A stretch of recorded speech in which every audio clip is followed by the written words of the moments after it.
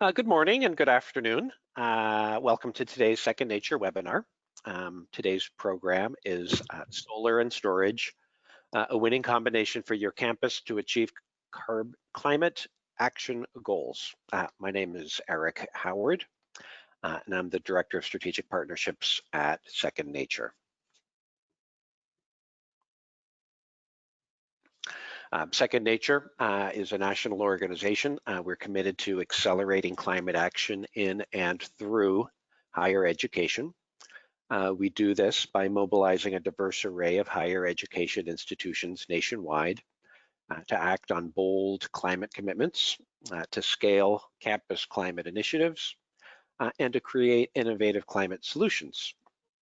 We're pleased that for today's webinar, we have about 45 campuses from across the country represented on the registration list. This is proof that campuses value our programs that are focused on expanding knowledge of campus professionals. I particularly want to thank those who invited a friend or colleague to join us today. Word of mouth marketing and peer-to-peer relationships are very important for us in sharing knowledge, so thank you for helping out with that. Before we delve into the program, a couple quick points here. As you can see, the program is being recorded and you'll get a link. The recording will also be posted on the Second Nature website.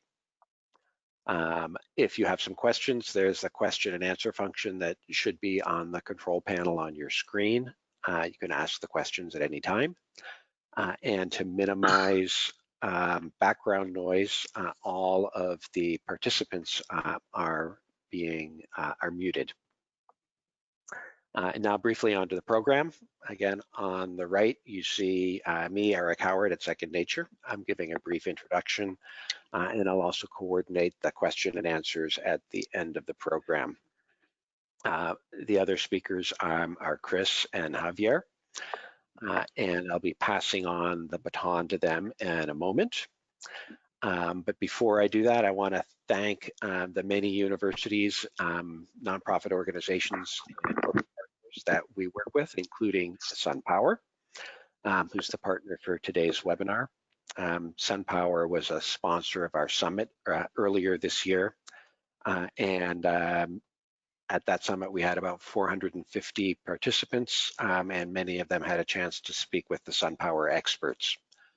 At that event, the full list of all of our sponsors and corporate partners, as you might expect, are available on the Second Nature website.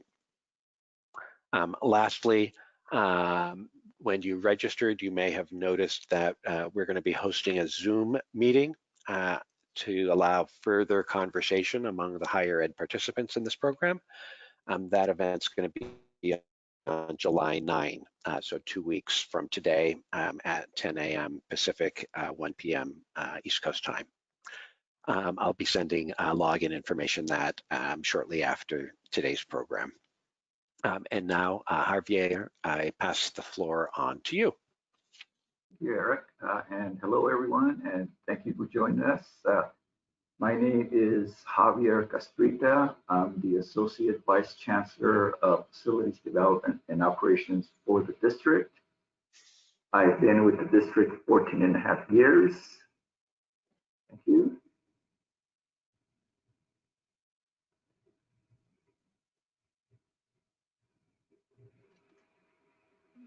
Chris? Okay, I will continue. All right, so let me give you some information on our district. We are the West Valley Community College District. We're located in Santa Clara County, California. This is on the south bay of the San Francisco Bay Area. So as the name implies, we are a two-college district. West Valley College is in Saratoga, and Mission College is in the city of Santa Clara. Again, emphasized in bold here, we're located in the heart of Silicon Valley. We were founded in 1964, so we are on our 56th year of operation. We service approximately 12,500 students district-wide. The breakdown per college is 47% for Mission College and 53% for West Valley College. Let me give you some information on our colleges. Mission College has 15 plus buildings with 461,000 gross square feet sitting on 85 acres. So Mission College basically has more of an urban feel to it. It is surrounded by commercial high-tech buildings. West Valley College has 20 plus buildings, a little bigger, with 562,000 square feet, sitting on 143 acres. Now, West Valley is sitting on the foothills of the Saratoga Mountains. So it's got a kind of very woodsy atmosphere to it with a creek running through it.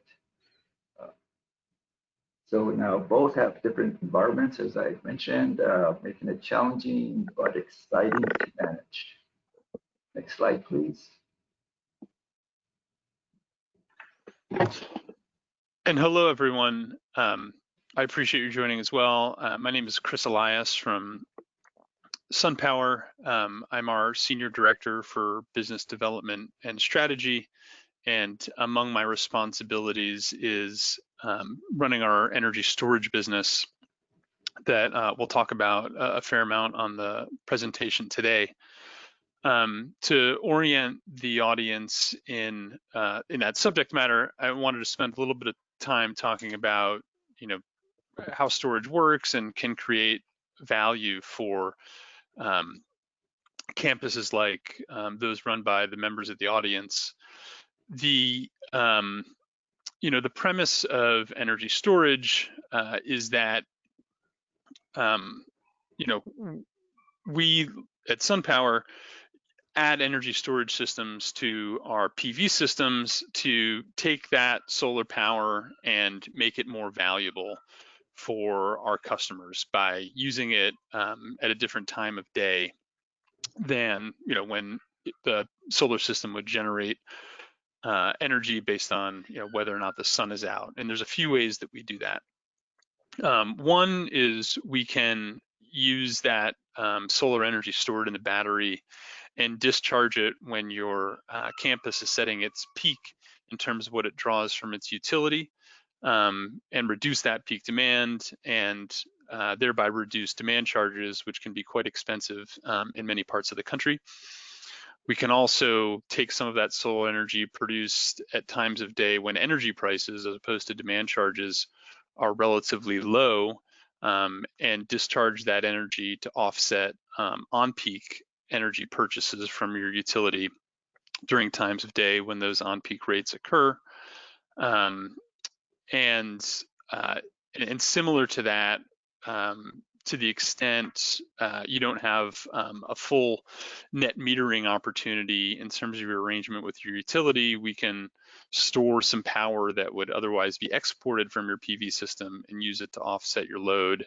And lastly, one thing we'll talk about in the context of one of the projects at one of Javier's campuses, increasingly there's an opportunity to use these storage systems that are located on your campus to provide benefits and earn revenue from your electric utility. SunPower has been providing energy storage systems that do the things I just described for about 5 years now. We've got about 45 systems operating or in construction now, and I'll talk a little bit more about the way storage is increasingly becoming mainstream as an addition to solar energy systems across the country. Next slide. On that last point, before digging into a couple of the projects that at Javier's campuses that we'll discuss, I know this is a geographically diverse audience, so I wanted to orient the group in where across the country we see storage making the most sense for campuses like yours. I think generally speaking, there's a couple different things that we look for to find geographic areas or states really that present the best economic opportunity for energy storage.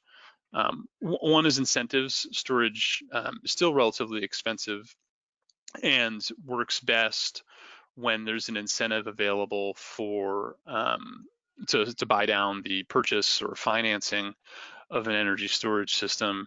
And then two is we also look for places that have high on-peak energy charges or high demand charges, so that some of the activities that a battery system can do that I described on the last slide generate the most value possible. So, turning to the map on the slide right now, the states highlighted in green, New York, Massachusetts, California, and Hawaii, are what I would call the tier 1 markets for energy storage. These are states where, in all cases except Hawaii, there's a relatively lucrative incentive to subsidize your investment in energy storage. And all states have, on time of use energy rate structures, in certain circumstances, relatively high on-peak energy charges. So the combination of those incentives and those rate structures, sort of the mix that allows storage to generate a healthy return on investment for customers like yourselves that might invest in it. Behind those four key markets, as I said, tier 1 markets, there's a couple other states that have the right types of utility rate structures and are working on either incentives or regulatory changes that would make storage more viable than it is today. Illinois is one example. There's legislation being reviewed at the moment that would include a new incentive for energy storage system that would allow us to, or that would make storage economically viable in that state. New Jersey has a requirement for a statewide purchase of energy storage that should lead to incentives as well. And Texas doesn't have any incentives, but there's some changes happening with the utilities and ERCOT that should create some business cases for energy storage there. Slide. And then lastly, just to give you a sense of where SunPower has installed energy storage systems, and for this this webinar, I'll highlight some of our campus work. We've done many projects in California. That's been the location where most of our projects have been installed, and highlighted here are a project we have at Santa Rosa Junior College, which is in Northern California in Sonoma County, where we've got 2.5 megawatt hours of storage, reducing that campus's demand charges. We have a megawatt hour of energy storage, also reducing demand charges at UC Merced, which is one of the University of California's campuses in the Central Valley. And then on the bottom, you'll note we have also projects with Gavilan Community College, not too far from Javier's campuses in south of San Jose, and then Orange Coast College in Southern California. That said, we are not limited to California. We have a really interesting project with a customer of ours, Target, in Hawaii. And then an even more interesting project with the United States Army at the Redstone Arsenal in Huntsville, Alabama. So definitely focus on California, but increasingly opportunities to provide energy storage that makes economic sense in other parts of the country as well. Next slide. Thank you, Chris. And one day we'll be on that slide, West Valley. So let me give you some background on alternative projects that we have implemented. So one, we installed a geothermal system at Mission College. This is basically the heart of the HVAC system for the Gilmore Center. A 3-story new building, 120,000 gross square feet. The geothermal system has 110 vertical wells and 110 horizontal wells at 15 feet and 33 feet.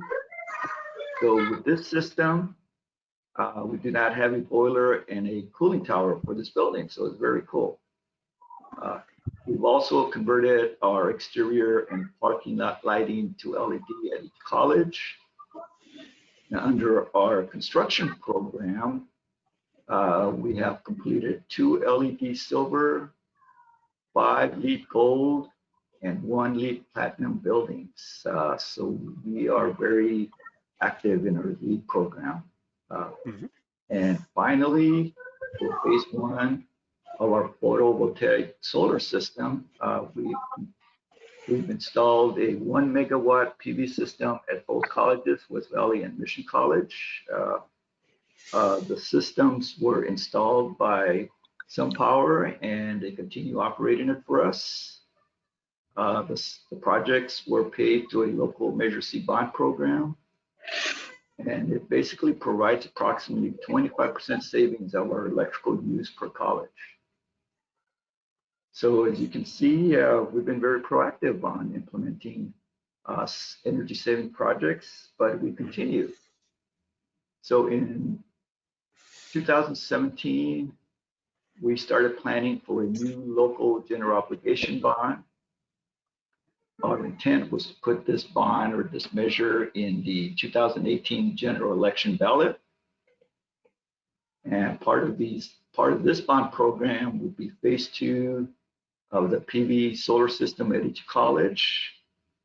And again, during this time, we decided to continue with SunPower on assisting us with the planning and the design for these projects.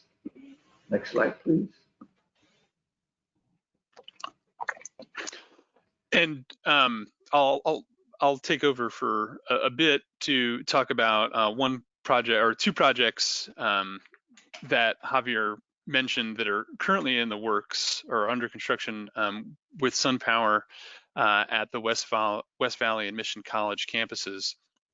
To sort of highlight the nature of these projects in terms of the way both PV and energy storage are creating value for Javier's community college district. So the first one is at the West Valley College campus that Javier described earlier. SunPower is in the process of installing a 2.9 megawatt PV system that is coupled with a 1 megawatt, 2 megawatt hour energy storage system. The nature of this, commercially, the nature of the project is a build transfer. SunPower is building both the energy storage system and the solar system, and West Valley College will own it. SunPower will operate it over time, both in terms of providing preventative and reactive maintenance on the PV and storage systems, but notably with respect to the storage system, part of our operations service includes operating the battery through a software platform we've developed that will cause the battery to charge and discharge at the appropriate times of day so that it actually generates savings for the college. And the use case for the energy storage system at West Valley College is what we call demand charge management.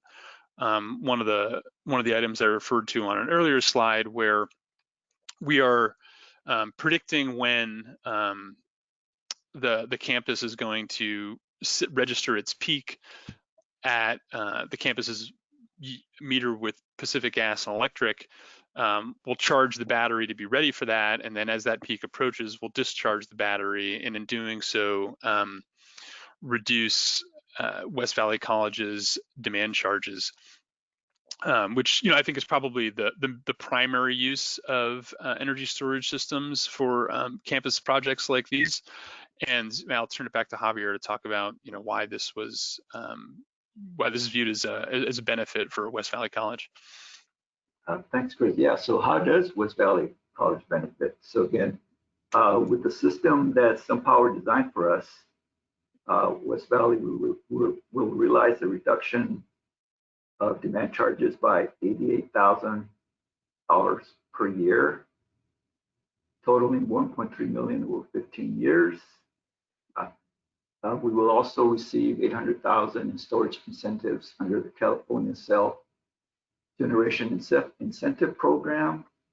But in addition to the demand charge savings, we will save a substantial amount on our electricity use costs from the PV solar system as well. Next slide, please. And I'll jump back in here to give an overview of this project, which, while physically similar, has a relatively unique feature to it in terms of the way we're operating the battery to, again, generate revenue for the campus towards an ROI.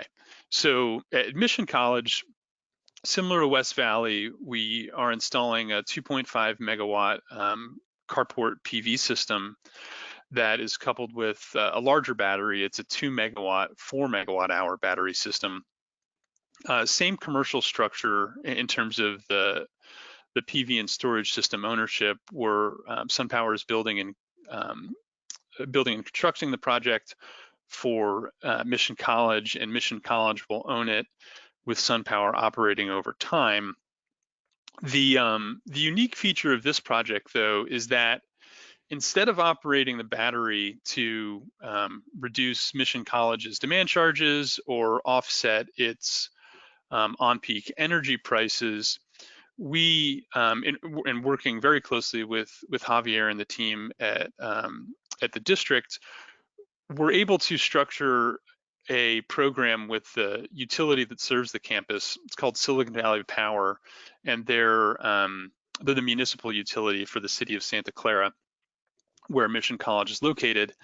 And essentially the dynamic here was Silicon Valley Power, like all utilities, has to buy energy on the wholesale market in order to deliver that power to its retail customers like Mission College. And they were interested in working with us to design a project where, instead of using the battery to change the shape of Mission College's energy use patterns in order to reduce Mission College's energy bills, Silicon Valley Power asked if we could operate the battery so that we would reduce Mission College's load at times of day or times of year when it was more expensive than other times for Silicon Valley Power to buy their wholesale electricity, and thereby save Silicon Valley Power money and offset, their energy procurement costs to serve their entire customer base in the city of Santa Clara. So what we did was, basically, to simplify it, we agreed with Silicon Valley Power on an operating schedule for the battery, such that the battery would discharge and reduce Mission College's draw from the grid at times of day and varies a little bit by season, but in any event, such that by reducing Mission College's load, we reduce Silicon Valley Power's energy procurement costs. And in exchange for that, Silicon Valley Power was willing to pay the project, run by Mission College and SunPower, an annual amount of about $180,000 that reflected the savings that we were generating by operating the battery at Silicon Valley Power's, according to Silicon Valley Power's preferences. And so instead of generating savings through reducing Mission College's energy bill, we're generating direct revenue that flows to Mission College, along with the SCHIP incentive that Javier mentioned on the previous slide, to meet the ROI threshold required for the investment in the battery. So Javier, I'll turn it back to you for how does Mission College benefit? Yes, thanks, Chris. So yeah, just let me add to that. So again, The case study at Mission College is different from West Valley College, kind of as Chris mentioned, because Silicon Valley Power is owned by the city of Santa Clara and is not a large utility provider. So for this college, the district entered into a power purchase agreement with Silicon Valley Power instead of an interconnection agreement with PG&E because they're much larger.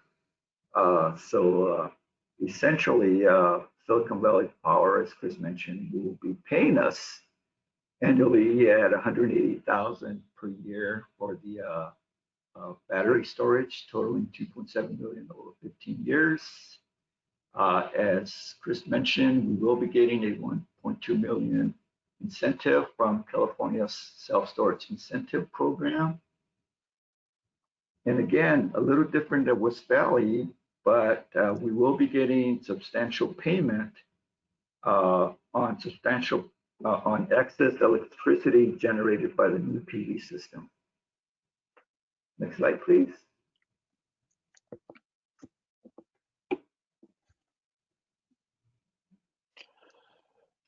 So let me give you a summary of the timeline on this project.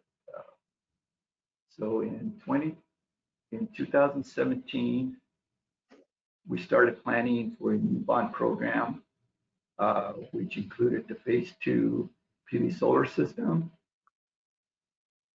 In 2018, Measure W passed in the amount of $698 million. This basically guaranteed funding for the new phase 2 PV solar system at each college, so we're happy with that.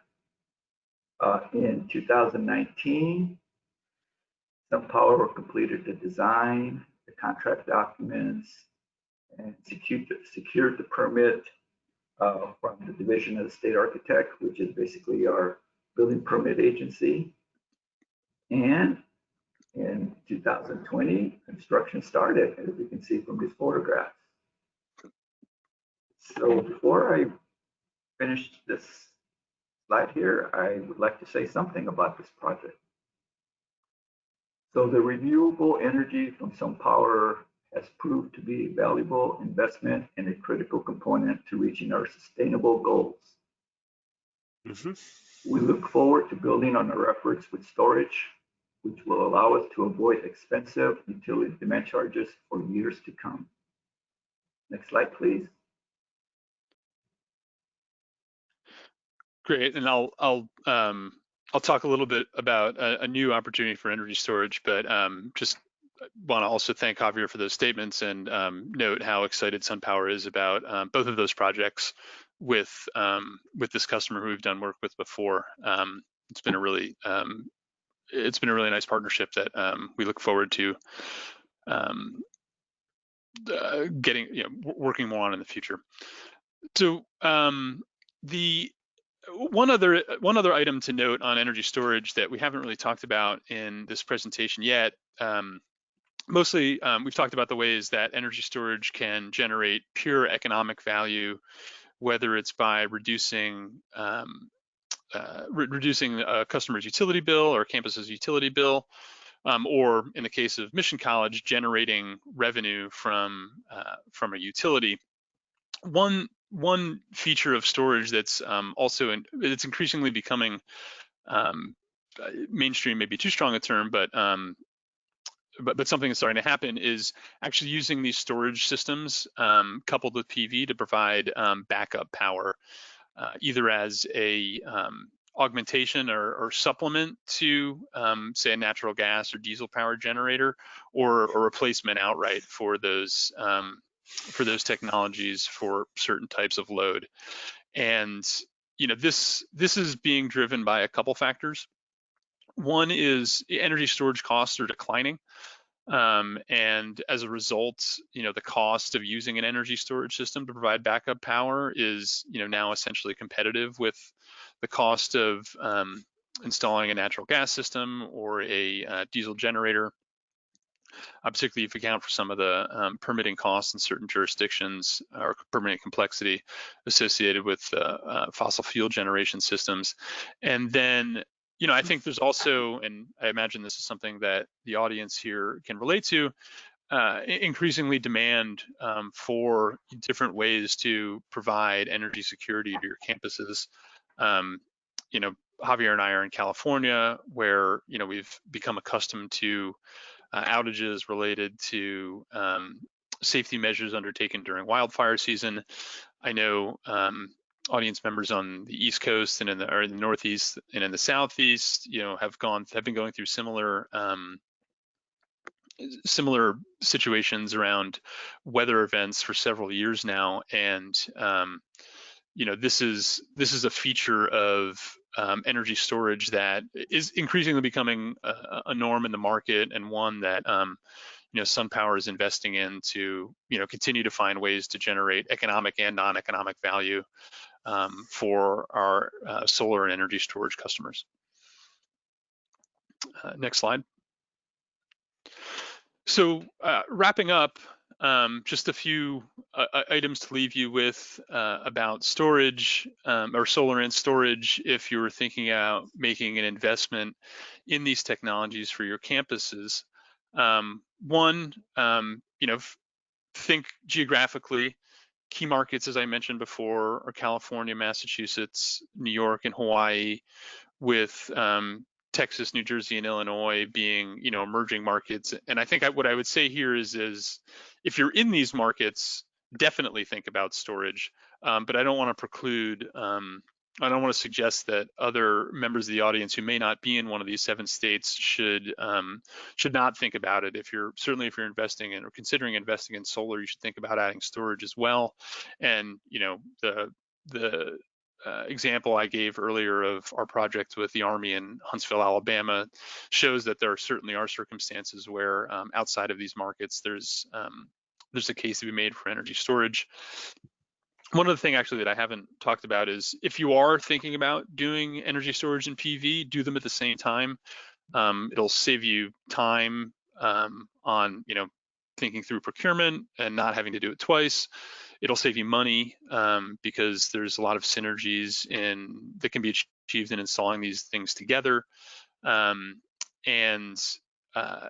importantly, when incentives are available, like the investment tax credit, which applies to storage, and even some of the state level incentives really require you to couple storage with solar. So if you are thinking about doing these 2 things, please do them together so that you can get the value from utility bill savings, grid services, and resiliency as optimally as possible. And then please reach out to us. We are a little bit unique in that we're a top tier solar provider and a top tier storage provider, and we can give you both of those things together under a single contract structure with a single vendor to get a comprehensive solution from. And we look forward to having those conversations, hopefully with certain members of the audience. I think that wraps up the prepared presentation. Thank you both very much for sharing your background and your wisdom. I think actually the first question that came to my mind when I was looking at the list of markets here is we're all aware that there will be elections this fall. Do you envision that some of the state incentives might change in certain states as a result of the fall elections? So that's an excellent question. I'll stop short of making predictions about particular policies because that is not your job. Quick way to lose money if you're betting. But I think one thing worth noting is that there has been proposed at several times over the course of the last 12, 24 months, an investment tax credit that would be similar to the investment tax credit that's available for solar systems that would apply just to storage. So today, in order to take advantage of that investment tax credit at 26%, stepping down over time for storage, you have to have a storage system combined with a PV system. If the legislation I just discussed passed, and it's probably, if there were changes in Washington in the fall, that might become more likely. That would make that would create a value proposition for storage on a standalone basis, and that's one of the major incentives that I certainly will be looking out for over the course of the next few months. Okay. The next question here is, could you provide a little more information about the current cost per kilowatt hour for storage before incentives? Sure. It varies a lot, obviously, by application size. But I think you can think, and sort of complexity of application, but I think you can think in the range of the metric we use is dollars per kilowatt hour. But for us, an energy storage system that would be sized probably for a campus, something in the range of $600 to $700, maybe $800 per kilowatt hour. If the system is unusually complex, is a place to start. Obviously, I have to qualify that with all the things I would typically qualify it with, but hopefully that gives a sense of how to think about costs. Yep. Can you talk a little more about the parameters or issues or limitations that determine the appropriate size for a battery storage system as related to the size of the PV system? Sure. Yeah, a couple things go into that. Most of the sizing considerations around energy storage really relate to the level of energy use at the customer site.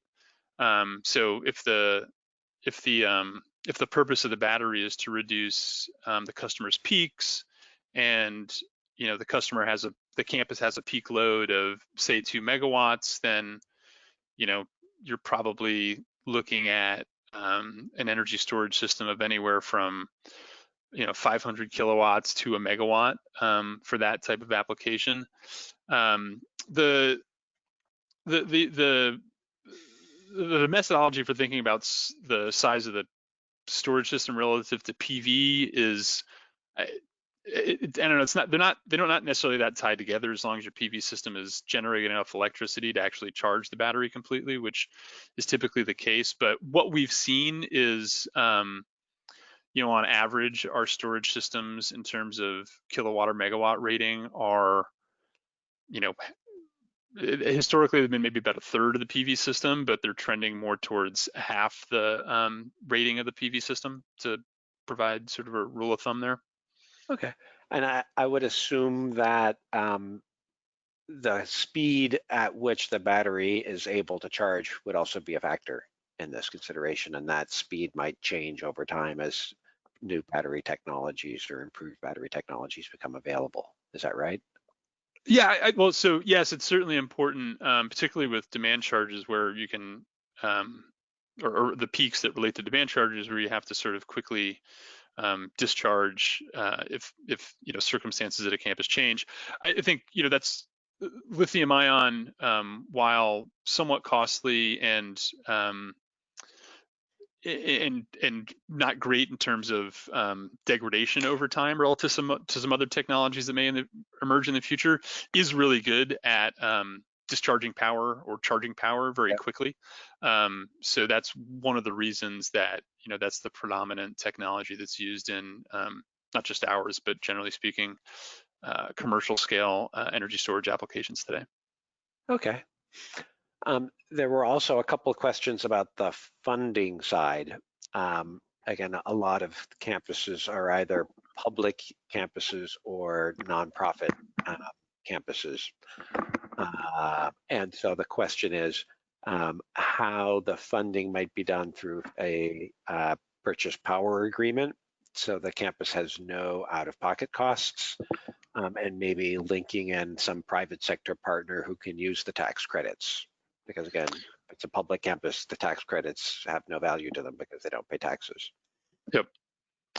I'll take that, and then maybe Javier, you can weigh in as well. But yeah, so the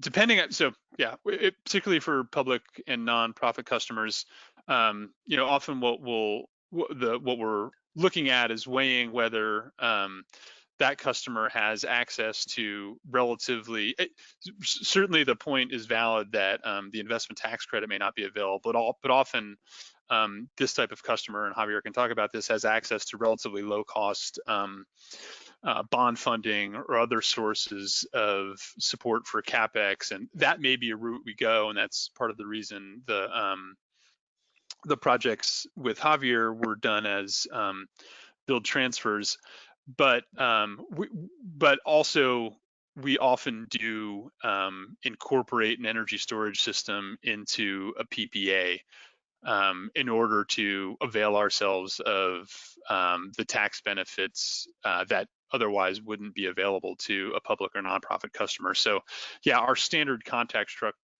structure when we're delivering a solar and storage system to a public sector customer is to have a PPA that people might be familiar with for solar that sort of rolls into that PPA rate the price of the energy storage system. So just to use generic numbers, it might be that if you were just doing a PV system, you'd pay 10 cents a kilowatt hour, and if you want to add the energy storage system, then you'd pay another 1 cent a kilowatt hour for a total of 11 cents. And structuring those contracts in that manner allows us to take advantage of that tax credit, the investment tax credit at the federal level for the energy storage system. Okay, thank you. Javier, do you want to add to that? Yeah, let me follow up a little bit on that. So as I mentioned earlier, for us, Measure W, a local bond measure here, paid for the solar system, and it also paid for phase 1. So again, in California, K-12 and community college districts are able to put to the district voters general obligation bonds for capital improvements. And if passed, basically, the bonds are sold and they're paid back through the property taxes. So it depends on depending on how much the bond is for. It's usually valued on per 100,000 value per property, basically. So we're very fortunate here in our community that in the past 15 years, they have passed 3 bond measures for us. We're on our 3rd one, Measure W, for $698 million. So we've been very fortunate. So for us, that's paying for 100%. So we are benefiting on our systems 100% with incentives and savings. Okay, I have a follow-up question, which isn't about financing, but it's about also related to the location of your campus, which is in a fairly densely developed part of California. And I'm wondering if you can talk a little bit about installation of photovoltaics in a urban area as opposed to maybe how it might work in a more rural area.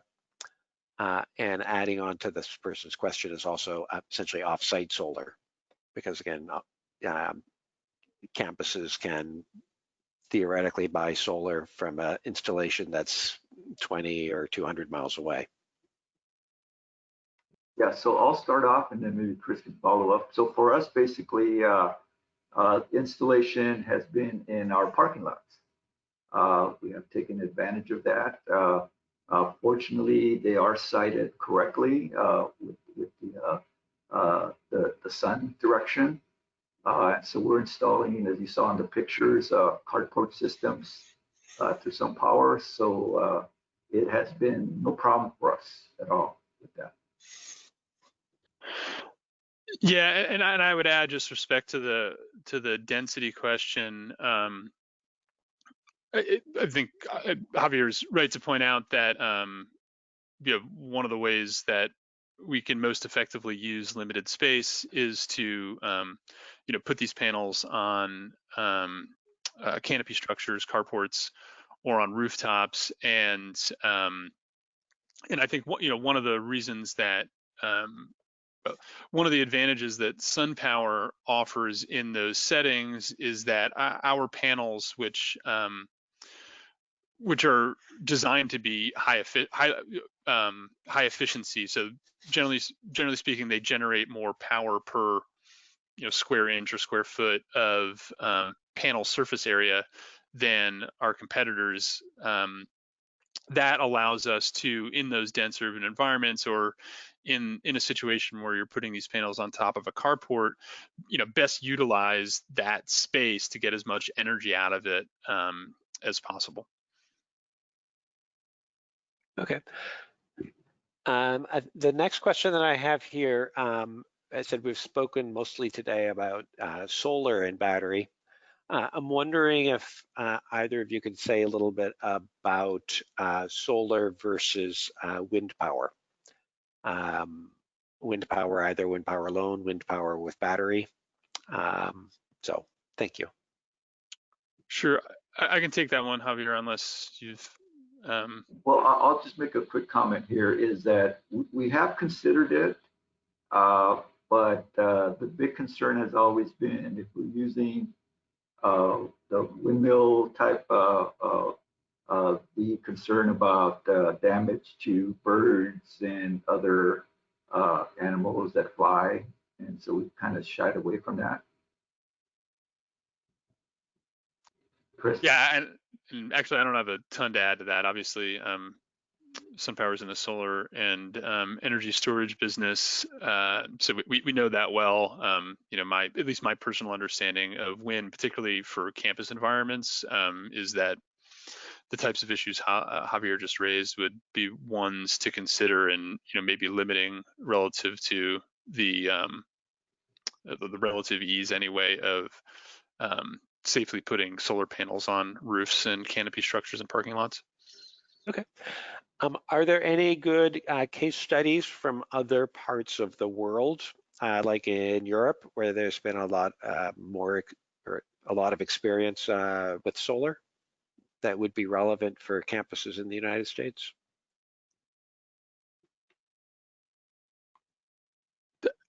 I can take a stab. That's a good question. I don't have one, to be sort of honest, though. The only thing I'll note is that my limited understanding of at least energy markets in Europe is that for a time anyway, they were very focused on what were called feed-in tariffs. So rather than using a solar system to reduce your energy bill, you would, not dissimilar to what we're doing with the battery at Silicon Valley Power, or with Mission College and Silicon Valley Power, you'd put a solar system on your site, but you'd sell the power to the utility, and those dynamics are just different than putting a solar system on your site to reduce load. But I don't know. I don't know whether they're better or worse given the way Europe constructed those incentive regimes. But a thought anyway on comparing other parts of the world to how things typically work in the United States. Okay. And then one of the last questions here is, there are a number of ways for installing solar. Again, at West Valley and Mission, it's in the carports. Some places put it on the roof. Some places put it in an open field. Can you talk briefly about the cost differences between those three types of installations? Sure. Yeah. I mean, I think generally speaking, the carport is the most expensive of the three because of the support structures that need to be put in place to safely hold those panels over parking lots. And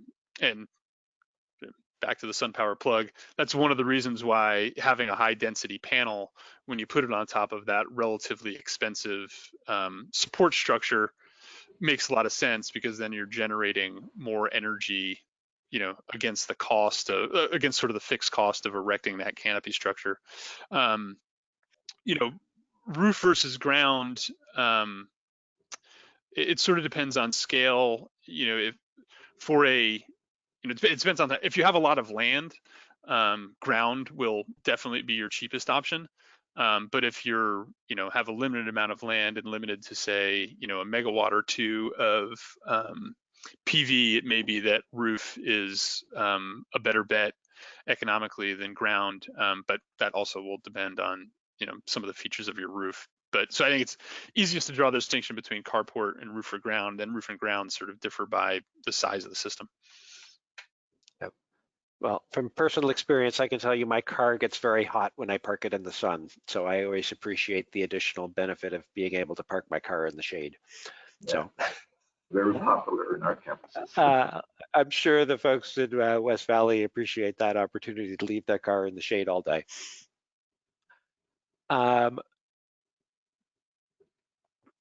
And I think we are close to most of the questions that have been submitted. There are a couple others which I think I'll answer just directly with the participant. Would either of you like to add some additional closing comments before we close for the day? No, Eric, thank you for hosting and inviting us. It's been a good experience working with you. Thank you very much. Ditto, yeah, thank you, Eric. And thank you, Javier, as well. I know this was time out of your day. So we appreciate that, and appreciate all the participants' time as well to listen to this. Okay, thank you again for participating in today's program. The links to our past webinars are on the bottom of the screen there, secondnature.org/webinars. We have a couple others coming up in July, so please take a look at all of the different programs. The recording from this one will probably be posted there tomorrow or on Monday. We still do have some openings for the Zoom meeting, which will be taking place 2 weeks from today.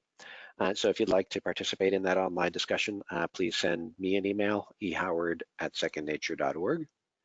And in closing, on behalf of Tim Carter, Second Nature's president, and the rest of the Second Nature team, thank you very much for joining us, and I hope you have a wonderful 4th of July. Thanks, everyone. Thank you.